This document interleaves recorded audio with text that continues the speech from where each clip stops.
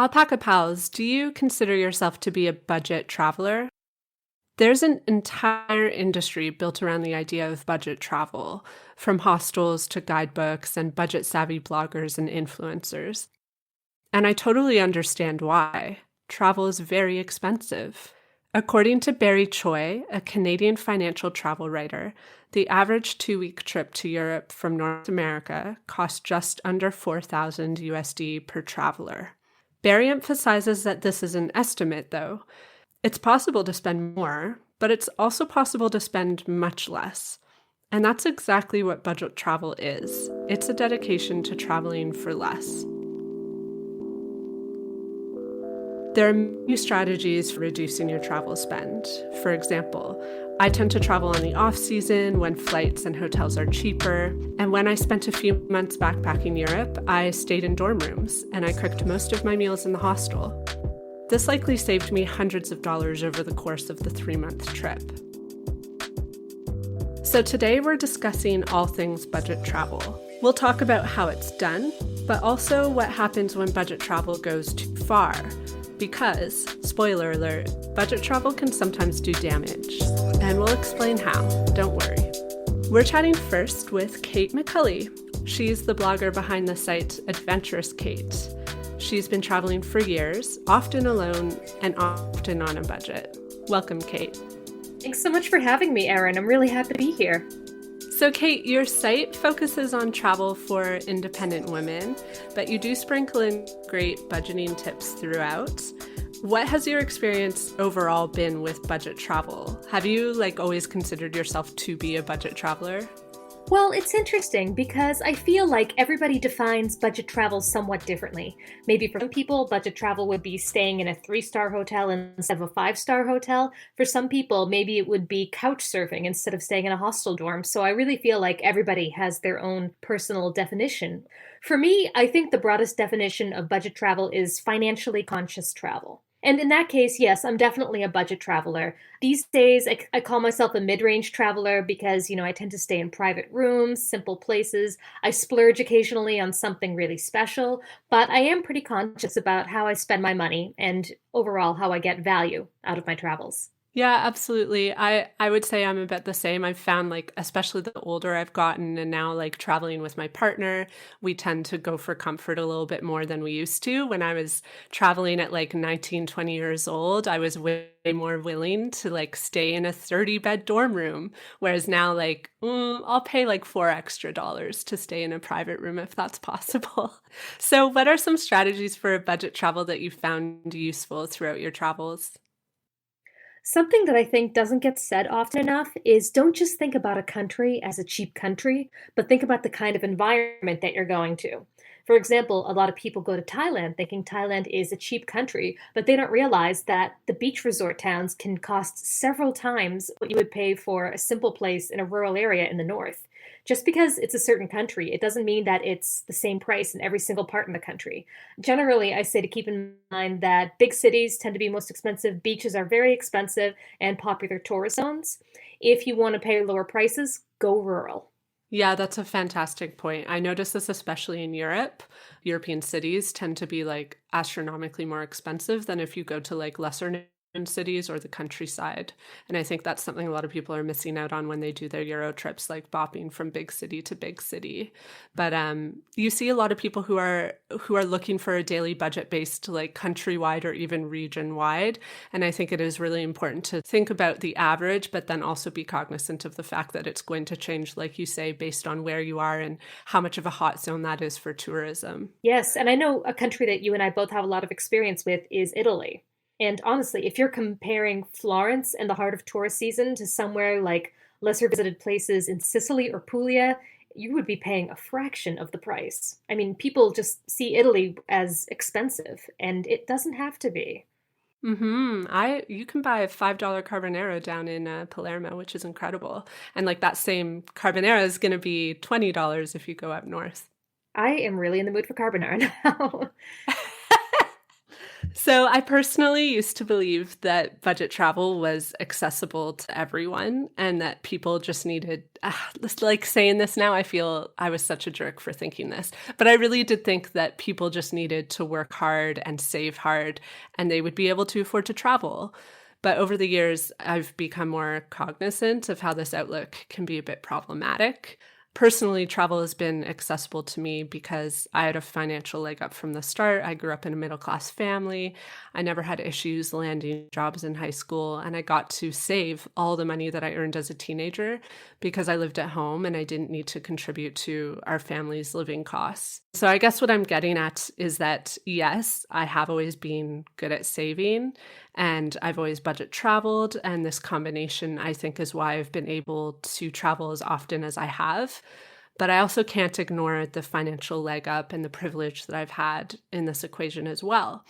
So the bottom line that I'm trying to get at is that budget travel can, yes, make travel more accessible, but it doesn't remove all barriers of access because travel requires disposable income, and not everyone has the privilege of disposable income.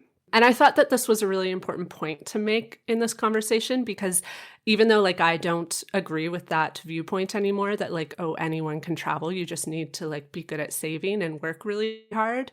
I do see that narrative being written a lot in blogs, like in the blogging community, but also talked about a lot in forums. What is your thought on this? Do you see this narrative being talked about in the budget travel community as well?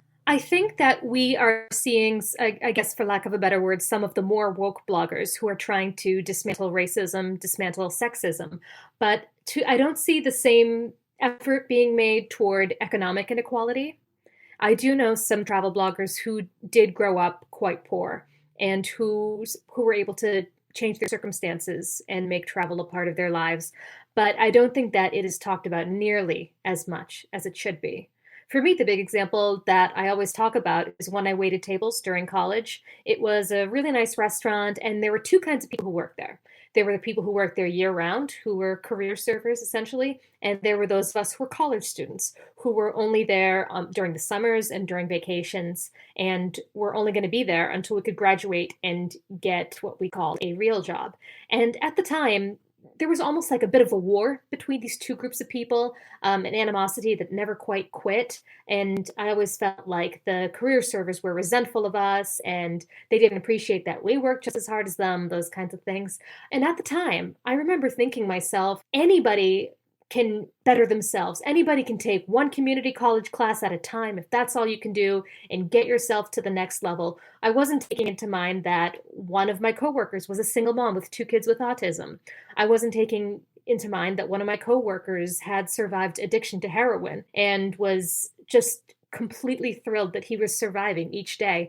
I mean, everybody has different circumstances, and I know you're Canadian, I'm American. In America, we grew up with so much American exceptionalism that America is better than any other country and that anyone can rise up and there's a meritocracy. But that is so absolutely not true. And again, we do not talk about that enough in the travel community. Yeah, I'd really like to see more discussions around it, like sort of dismantling this idea. And I think it just like relates back to all of us remembering that travel really, really is a privilege and it is something that not everyone gets to experience in life. And for that, we should really be grateful instead of viewing it as something that like anyone can do as long as they're willing to work hard enough for it. I think, yeah, like it is about working hard, but it's also about looking at the privileges that you've been born into a lot of the time that have made it possible for you to access that kind of leisure activity. And at the same time, I read something online the other day. It was a discussion about how people write poverty, how you have somebody who's never experienced poverty who's writing about poor people, and you do have somebody who has experienced poverty writing about poor people. Let's say, just say rich and poor, for lack of better terms. A rich writer writing poor people is like, oh, I hate all the poor people because they are snobs. Whereas the poor writer writing a poor character is thinking, I'm really nervous because I'm $300 short on rent and my car is making a really weird noise.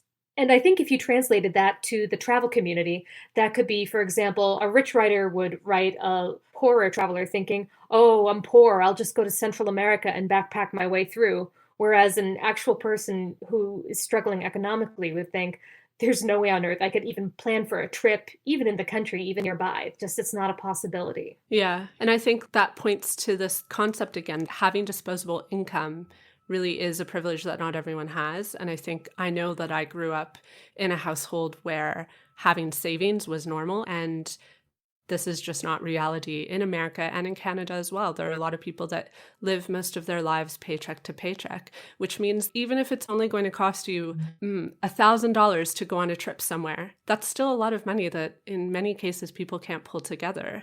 And that's just reality. So in your blog, it was called The Truth About Extreme Budget Travel. You emphasize that budget travel is unique to everyone. So what are some of the pros of budget travel? Well, I think number one is that you can travel for longer. You have the privilege of being able to travel slower, being able to spend a longer time in fewer places. And often you have more exposure to locals and to how they live their lives as well, which gives you a deeper experience overall. Yeah, I totally agree with all of that, especially with the access to locals element. With budget travel for me, like for example, my partner and I, when we were in India, instead of taking tourist shuttles between cities, we would always take the cheap local train. We would just buy the cheapest ticket, which would put us in a train car. And those experiences are some of my like favorite memories from India because I actually did talk with locals quite a lot, like the entire train ride. I'd just be chatting with local people. And that's an experience I otherwise wouldn't have had. And we made that choice not because we thought, oh, we'll be exposed to more locals if we take the train. Initially, we made the choice because we thought, oh, it's so cheap compared to taking a shuttle. So why wouldn't we do this? So I think that's a really good point and very true. But what are some of the cons of budget travel that you've noticed or experienced? Well, a big one, I write a lot about teaching women how to stay safe while traveling the world. And sometimes when you don't have as much of a budget, you might be reducing your own safety. One issue that I often see is that perhaps a woman will arrive in a new city late at night and she really should be getting a cab to her accommodation. But she says, oh no, I really don't have the money for cabs. I'll just take the bus. Especially when you're in a new city that you don't know at all, you're putting yourself at risk. I always tell my readers to have an extra budget just in case you need to do something that keeps yourself safe. In addition to that, you often miss out on really cool experiences. Like, for example, going to Angkor Wat is very expensive. I'm not quite sure exactly how much it costs these days, but Angkor Wat is very, very expensive. But are you really going to miss out on going to Angkor Wat while you're in Cambodia? I mean, it's on everything. It's on the flag, it's on the beers, it's on literally everything. Another dilemma I've heard from people is that they spend all their time cooking in the hostel rather than actually eating out. And one of my readers once told me that it made him so sad that he would go to the market for the day and photograph all the beautiful food and then go home and make pasta in the hostel kitchen. I think you're pointing to like how important it is to go for balance when you're budget traveling. And that like gets into the more extreme budget travel arena, I think. Yes, no, definitely. Some people take it way too far. And I think that goes into the category of just because you can, it doesn't mean you should. Yeah. And I know in one of your blogs, you also talk about how one of the other cons of budget travel is that you can end up mooching off other people. How does this mooching happen when extreme budget traveling?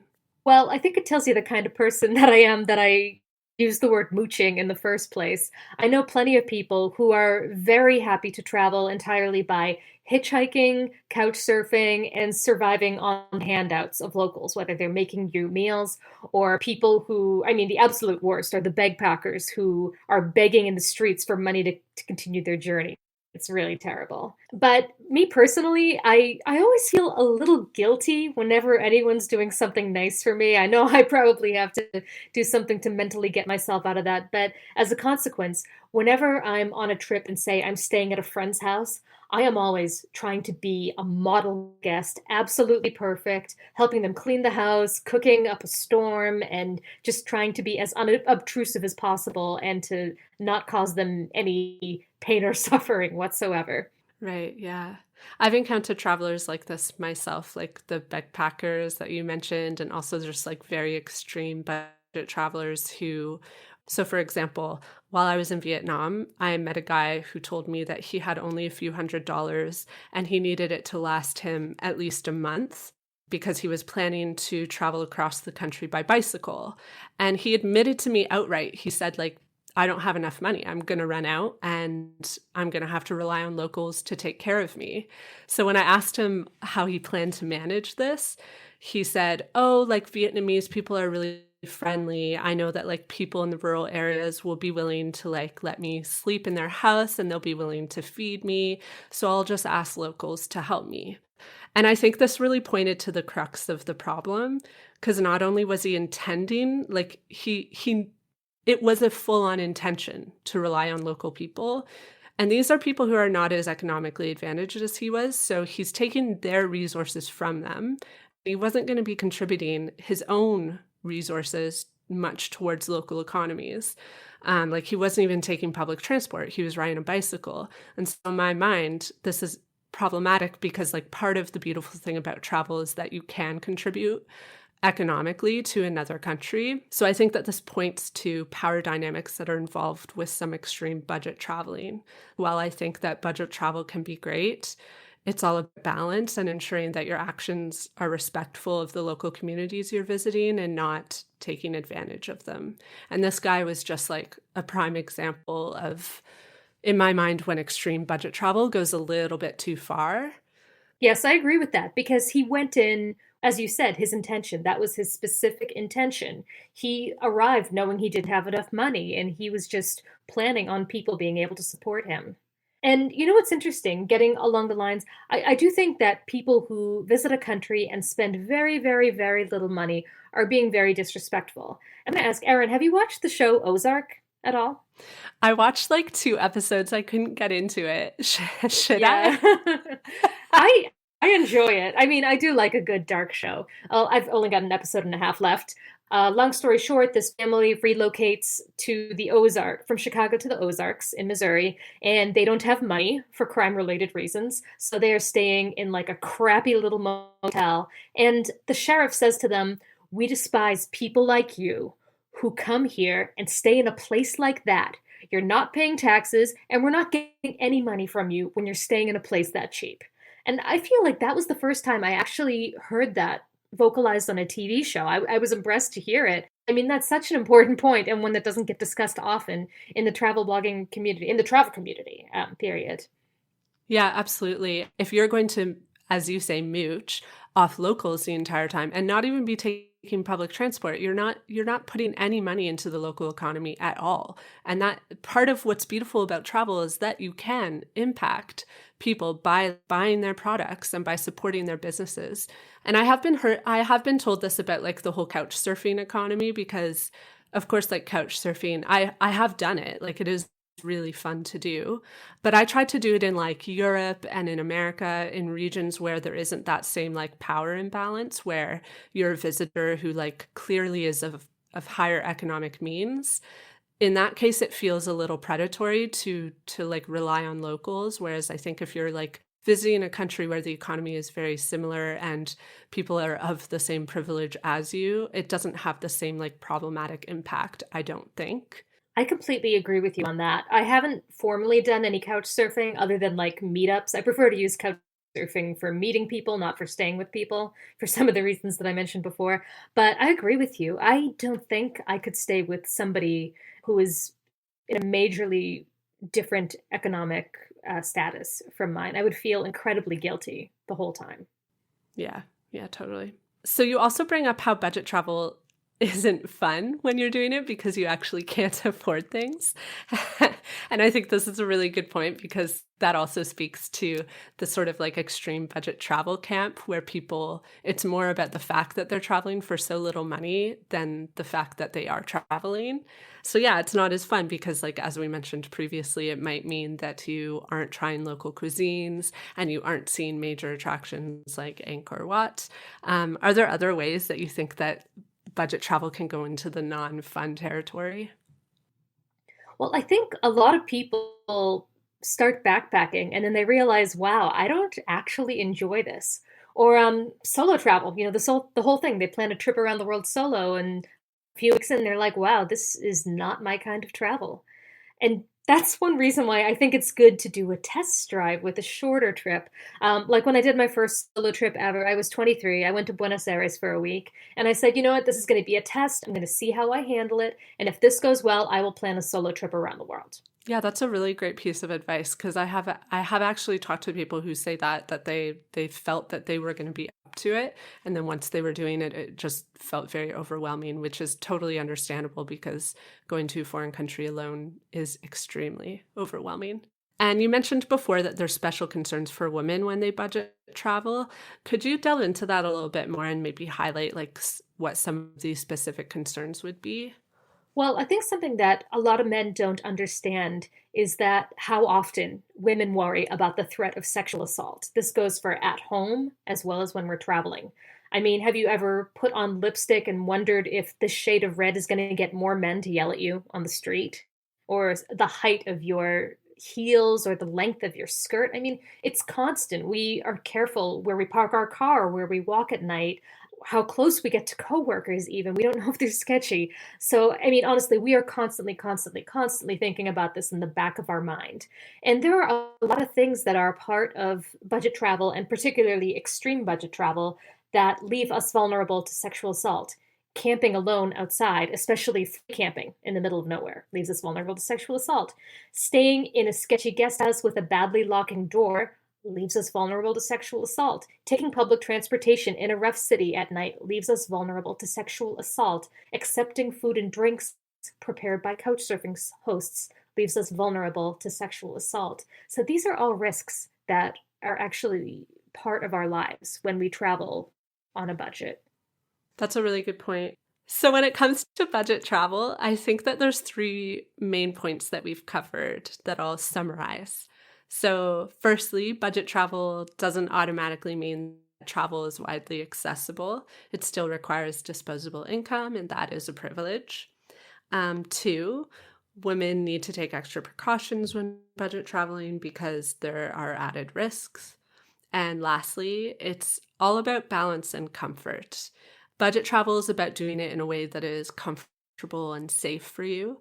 And it's important to be cognizant of how your style of budget travel is impacting others, which is basically to say don't take advantage of local communities when you're budget traveling. Are there any points you want to add to wrap up? Yeah, I would just like to add that those of us who own privilege, it's our job to dismantle inequality in all ways, in terms of racism, in terms of sexism, in terms of economic justice. That is our job. It's on us to do the hard work. Yeah, I absolutely agree. All right, Kate, do you want to plug your projects, like anything, your Instagram, your website, anything else that you might be working on? Absolutely. Well, the site is Adventurous Kate, and I pretty much own that for every social media. So just type in Adventurous Kate, you'll find me. But something that I started really recently, 4 weeks ago today, is my Patreon. You can find it at patreon.com/adventurouskate. And because I've always been a personality blogger, that's something that I'm really capitalizing on right now. That is where I am telling the best stories that I have never told anywhere before.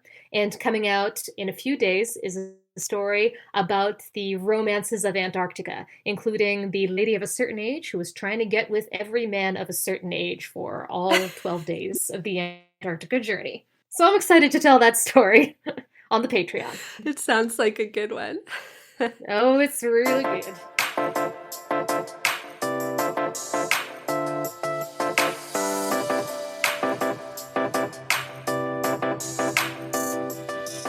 I thought it'd be important to explore budgeting more, but through a broader lens. So I'm chatting with Danielle Desir, a travel and personal finance writer over at her blog, The Thought Card. She's got a ton of other titles under her belt too, like she's an author, a speaker, and a podcast host for good measure. So yes, it's important to budget while you travel, but making budgeting a part of your daily life and habits is how most of us can make travel an option to begin with. Not only that, but budgeting will help you to reach other financial goals too in the long run. So, Danielle's here to give us some insider tips. So let's just dive in. Obviously, travel is expensive and accessibility to leisure travel is disproportionate. That's because of several economic and other issues. But Danielle, you've made it your mission to prove that it is possible to make travel a financial priority through savviness and planning. Reading your site, I was so impressed to see that you managed to pay off $63,000 in debt in 4 years, and you bought a house, and you traveled to 27 countries before the age of 27. It's incredible. How did you pull this off? Well, thank you so much for the invitation. I am one of those people that likes to do and, which means like I like to just accomplish all these different things. But when it comes to paying down my student loan debt, I really made a decision to do it because I got angry. And one of the things that I look for when I'm looking for my next big financial goal is for an emotion that will inspire me or that will trigger me to take action. So that could be anger or just like a fiery passion.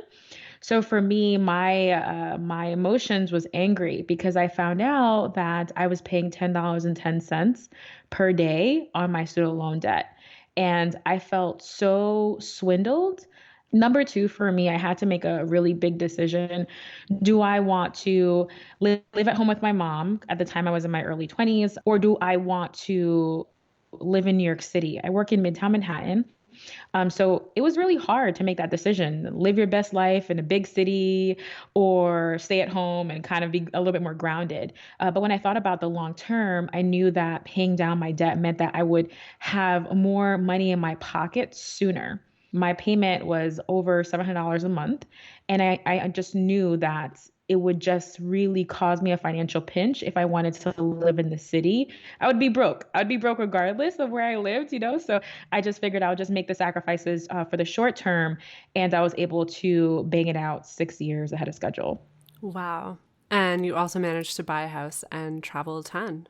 Yes. Okay. So, in addition to really looking for something that lights a fire in me, when I am thinking about my goals, I'm a multifaceted saver, which means that I save for multiple things at the same time.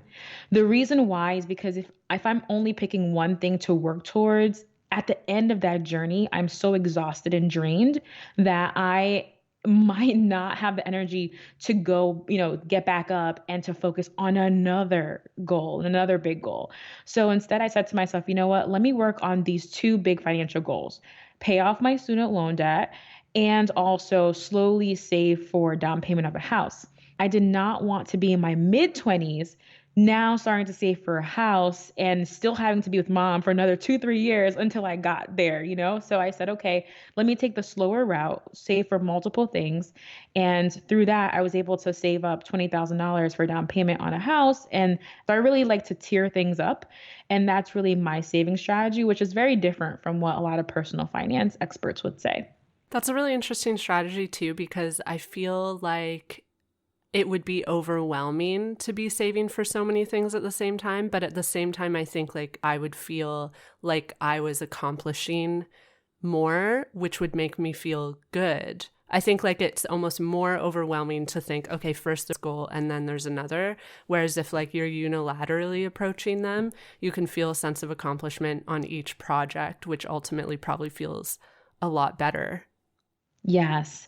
When it comes to finances, it's always a pick your own adventure. So for me, I'm one of those people that I really thrive off of quick financial wins. So I'm looking for the things that will make me feel good in my financial journey, even if it might not be the smartest thing to do. Like I could have probably paid off my student loan debt maybe in 2.5 years or 3 years if that was the only thing I was focusing on. But I extended my journey because I knew in the near term future that I really wanted to move out of my mom's house and be on my own. But again, it's like pick your own adventure, pick what you will make you feel better in your financial journey and go with that. So, how did travel factor into this? Like, at what stage did travel become a financial priority for you? It actually started really, really early on. So if I go back to my travel journey, I started traveling at a really young age, at probably age of 2 or 3, and I would spend every single summer with my grandparents in Haiti. Now, with summers in Haiti, it was great because I got to learn Haitian Creole. I got to dive into culture. I was there for 3, 4 months of the year. So it was a really great immersive experience for me. But by the time I got into college and high school, it became uncool because that particular trip was taking me away from my friends and from my life here in the States. So I kind of threw it away and gave it up. Now, by the time I was like a sophomore and junior in college, travel became a big part of like spring break trips and traveling with your girlfriends and doing all these things. And I realized, look at my pocketbook, I'm like, wait, this college budget is not going to allow me to do both of these things. I have to either, pick to live in New York City and you just make my do, or do I, go on this trip, which I didn't even have credit cards at the time. So that wasn't even an option for me. I really started to realize that I was missing out on these opportunities to travel, and I really wanted to travel. And I started to see that money plays a big role in our ability to travel. It can help us to travel, which makes things a lot easier, or it can hinder us to travel. People say that time and money are some of the biggest factors that are holding us back from traveling, and that was very, very true for me. I think what really tipped me off was when I wanted to study abroad in Paris for a semester. And when I looked at the student loan bill, the bill that came through, like I had a lot of scholarship at the time, but my scholarships weren't going to cover it. And I asked my mom, I said, "Hey mom, can you help me cover this? I would really like to have like this happen." And she was excited for me and she said, "I'll do anything to make this possible for you." But in the background, it was the Great Recession and we were about to lose our home to foreclosure. So I had to make again, another big financial decision. Am I going to go on this quote unquote once in a lifetime opportunity trip at the expense of my family losing their home already and making our financial situation worse? Or am I going to table this? So when I decided to table it, I thought that was the best thing I can do. I made a promise to myself that as soon as I became an adult and I had my first big girl job, quote unquote, that I would make travel a financial priority in my life. And I would find as many creative ways as possible to financially afford it. So that really opened me up to find creative ways. And I always say that if once you start like having an interest in something, you'll just dive deeper and deeper into it. And that's how I've become a financially savvy traveler. Yeah, I can totally relate to that because like I've had a similar experience in that since I was a teenager, it's always been something that I've cared about enough to give up like other things that I could be spending money on. And so it's always been a priority for me. I don't spend money on going out to restaurants or buying coffee every single day. And people are very surprised at how that can actually result in the money to travel. But you have to like make the conscious choice to do that. Yeah, and that decision is really, it's hard to be conscious with every single dollar that you have, right? That is exactly why I try to automate my finances when it comes to travel as much as possible. So a couple of things that I actually do, number one is I have a travel fund, which means that I have a separate bank account devoted solely to my travel savings. And that is not commingled with anything else. It's separate and money that goes into it is dedicated to my travel expenses. So it's really good to have a separate bank account. Number two, automation for me has been such a critical piece because again, I'm trying my best to limit the times that I actually have to make a decision about something. The more times you have to touch something or make a decision, the more exhausting it'll be, and the more likely that you'll slip into cracks. So what I do is I automate my savings by having my paycheck gets directly deposited into my travel fund every pay period. And someone might say, okay, why every pay period, not once a month? Is because it's easier for you to make a decision about your money as soon as you get your hands on it versus if you just make an arbitrary monthly decision, you might end up spending money on other things. So those are the two strategies that I implement. I have a travel fund and then I automate through a direct deposit with my employer. It makes travel become a bill if you do that. Like if you are like designating your money every single pay period, it becomes a bill just like your cable bill or Netflix or anything else. I was actually listening to another interview that you did where you talked about an exercise where you sit down and you look at every paycheck or your monthly earnings, and then you deduct from that bills that are already existing. And then the leftover money, you decide exactly where every percentage of that will go. And your explanation of this strategy was so great. Like I ended up doing it myself, and I'm now actively following this strategy.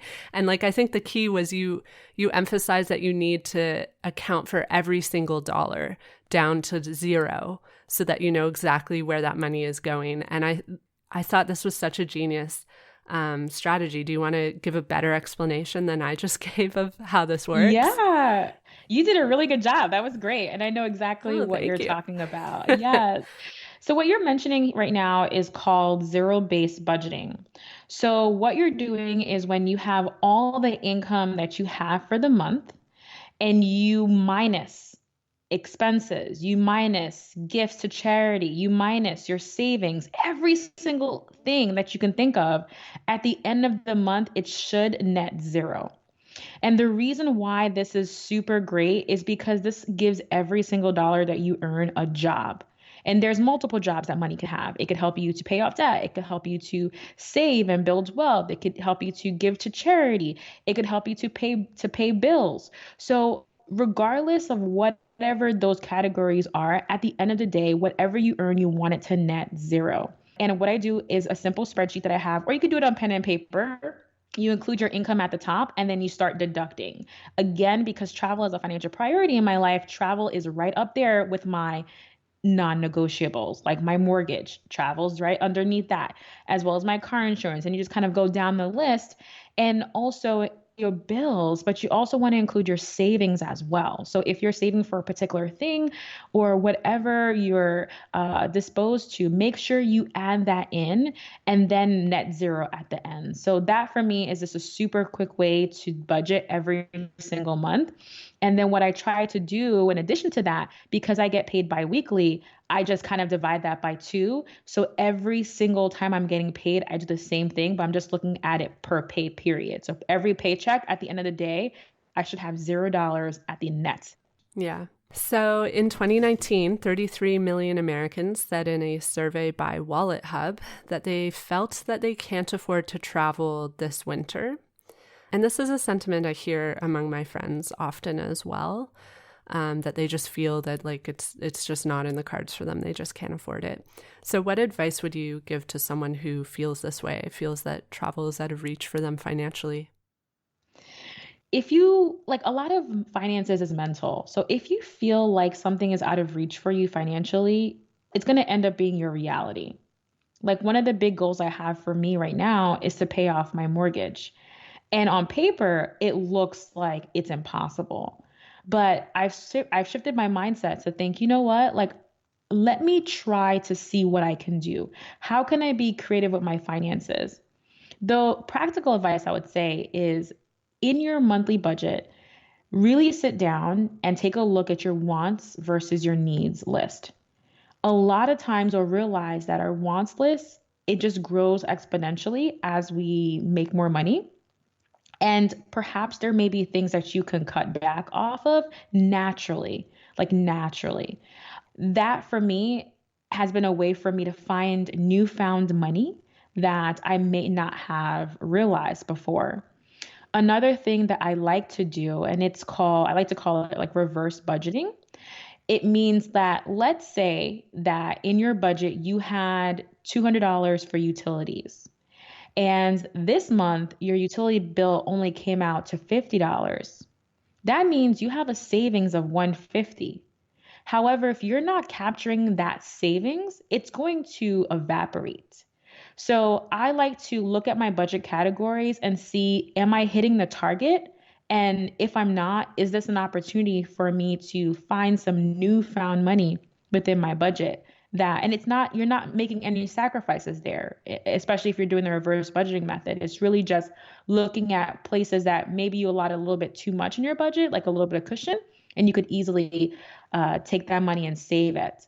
Other things that I would do, for example, is let's say I'm walking to work and I'm like, you know what, I feel like, drinking coffee today, buying a latte at Starbucks.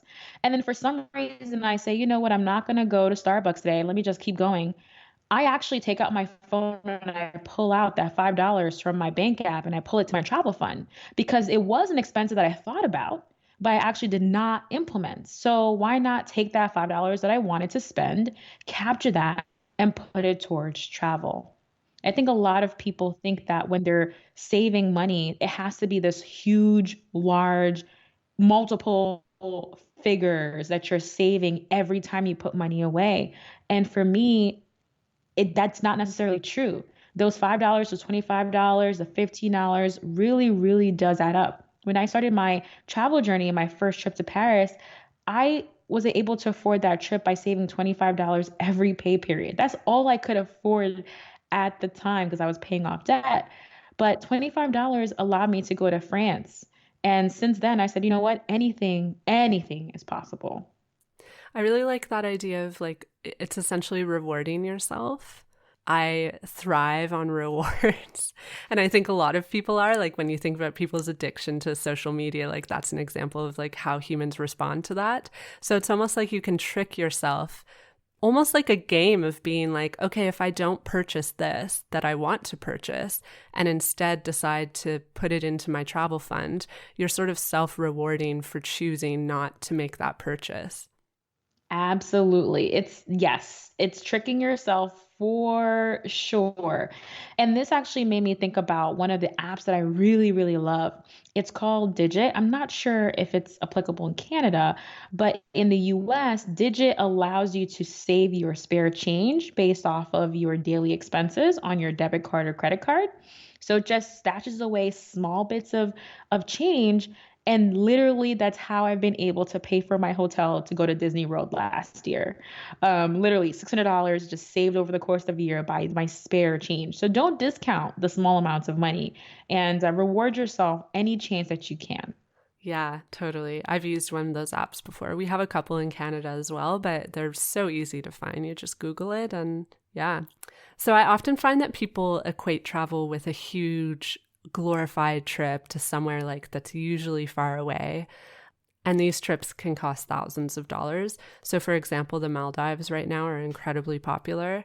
But I've looked it up, flying there and staying in a hotel, you're looking at like $4,000 to $8,000, and that's like on the low end side.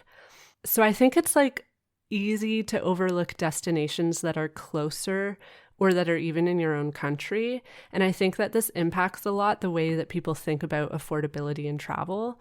So for example, like a while back, my partner and I wanted to do a 10-day trip on a small budget. So we sat down and we decided, okay, this is how much money we have. And we just sat down and we started Googling flights, and we were like, we're just going to take the cheapest flight. And it ended up being Guatemala. And we went and we stayed in $10 hostels and we came in under budget. So by not thinking of these extravagant trips as like the only option for travel, we made travel affordable for us. And I know that this is something you've talked about on your blog as well, about like, it's about choices. So it's about choosing a place that actually is within your budget. Do you have anything to add about this strategy?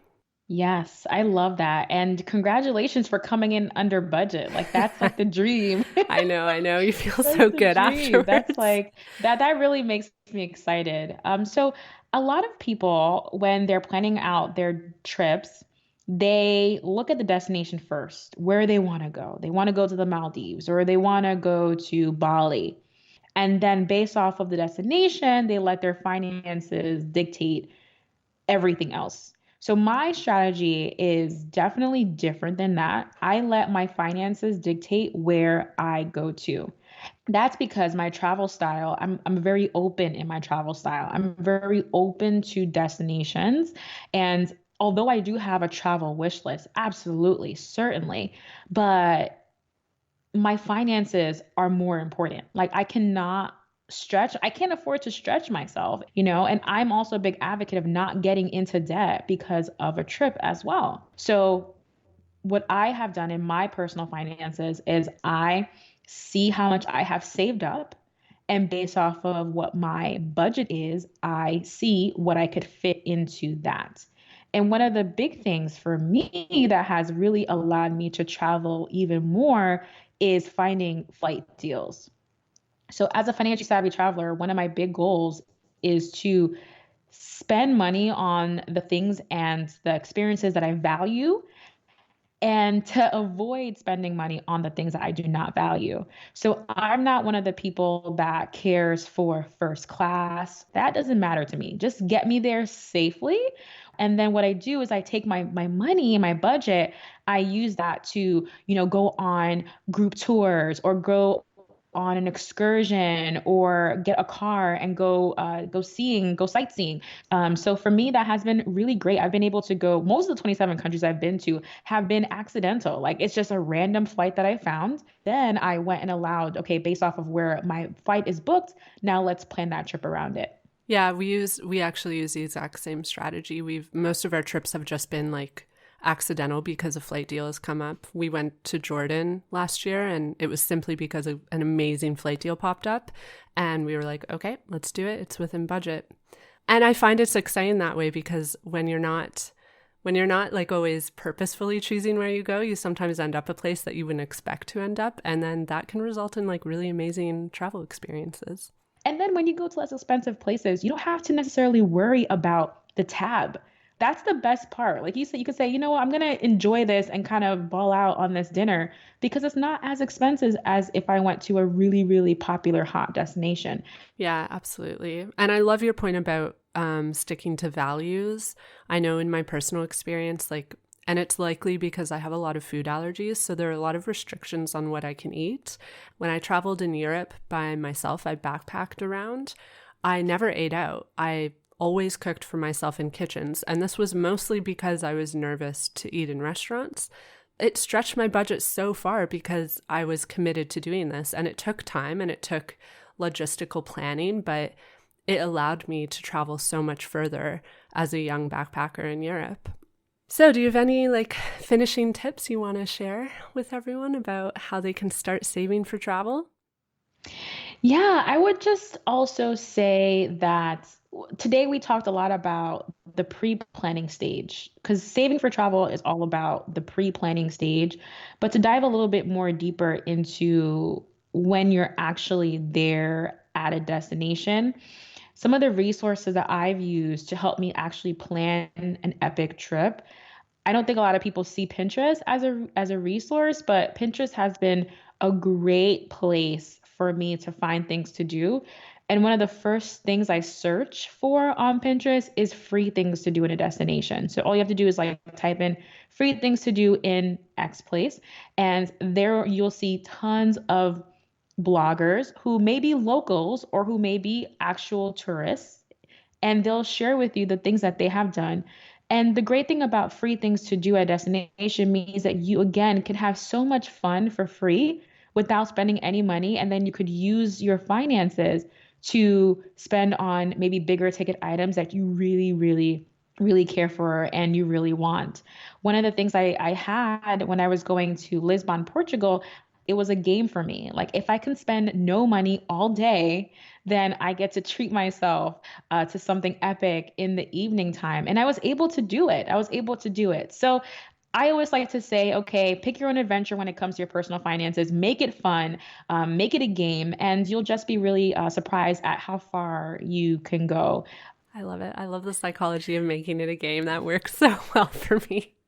And Katie is nodding her head right now. You're blowing her mind with all these tips right now. We literally Googled free stuff to do on our last day in Orlando because we didn't know what to do. And we just ended up swimming in the pool all day for 4 hours. Love it. Love it. Usually the pay things are the last things I do on my list because I'm just have so many things to do for free. And it could even be museums. There's lots of museums that are for free, or you might find just random amazing deals. If you're a student, also make sure that you bring, if you can, to bring your student ID card with you because you might be able to get into a lot more places because of your student identification. Well, thank you so much for joining us, Danielle. It's been a pleasure. Thank you. This was so much fun. Do you want to plug some things? Your website? I know you have a book that you just brought out. Yes. You could follow me over at thoughtcard.com. That is my affordable travel finance blog.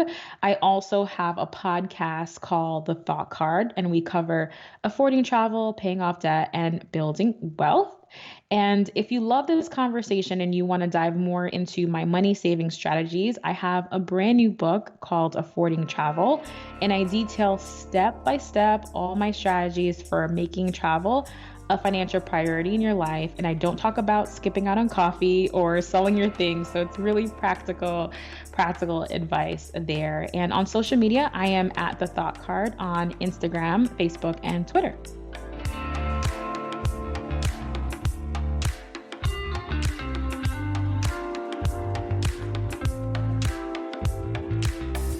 Before I let you go, I have to share some quick news. And that's that we have almost wrapped up this season of Alpaca My Bags.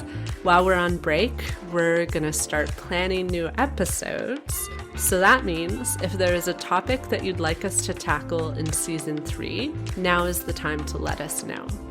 You can send us a DM on Instagram, or you can email us. Our email is hello@alpacamybags.ca. If you've enjoyed Alpaca My Bags, please take 2 minutes to leave us a quick review. You can review us in the Apple Podcasts app. Your review makes it easier for other listeners to find us, and we love to hear your feedback. All right, Alpaca Pals, we hope all of you are keeping safe and well, and when we get back to travel in the future, remember, take that train instead of the plane.